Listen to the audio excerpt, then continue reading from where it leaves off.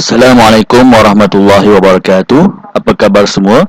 Kembali bersama saya Ustaz Syam. Sebelum kita memulakan pembelajaran kita pada pagi ini, kita mulakan dengan bacaan Ummul Kitab Al-Fatihah. A'udzubillahi minasyaitonirrajim. Bismillahirrahmanirrahim. Alhamdulillahirabbil alamin. Arrahmanirrahim. Maliki yaumiddin. Iyyaka na'budu wa iyyaka nasta'in. Ihdinas siratal mustaqim, siratal ladzina an'amta 'alaihim ghairil maghdubi 'alaihim waladdallin. Amin. Baiklah, pada hari ini kita akan belajar satu tajuk baru, iaitu adab masuk ke tandas. Adab masuk ke tandas ada 4 perkara, murid-murid. Yang pertama, kita hendaklah menutup kepala sebelum masuk ke tandas. Macam mana cara nak tutup kepala? Lihat pada gambar, ada seorang murid. Nama murid itu ialah Ali. Dia menutup kepala dengan sehelai tuala kecil, cukup sekadar itu. Kenapa kita kena tutup kepala? Tutup kepala memasuki tandas, hukumnya ialah sunat. Jadi kalau kita tutup kepala masuk ke tandas, kita dapat pahala sunat. Seterusnya, adab kedua sebelum masuk ke tandas, kita hendaklah memakai selipar atau alas kaki sebelum masuk ke tandas. Kenapa? Ditakuti dalam tandas ada kotoran yang kita tidak nampak di atas lantai.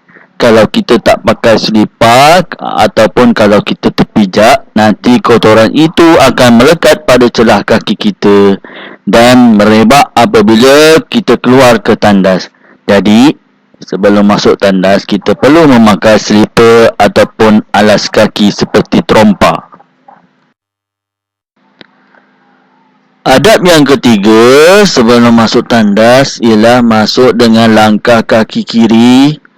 Ingat ya, jika masuk ke tandas, dahulukan kaki kiri awak apabila masuk.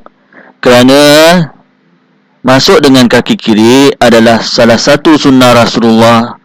Nabi kita, Nabi Muhammad, masuk ke tandas dengan melangkah kaki kiri. Dan kajian daripada saintis, apabila kita masuk dengan kaki kiri, jika tandas itu licin, kita dapat menahan diri kita daripada terjatuh. Yang terakhir, kita perlu membaca doa sebelum masuk tandas. Siapa yang dah hafal doa masuk ke tandas? Okey, sekejap lagi saya akan baca. Awak boleh cuba ikut doa yang saya baca, iaitu doa masuk ke tandas. Doa masuk ke tandas ialah, murid-murid boleh ikut ya.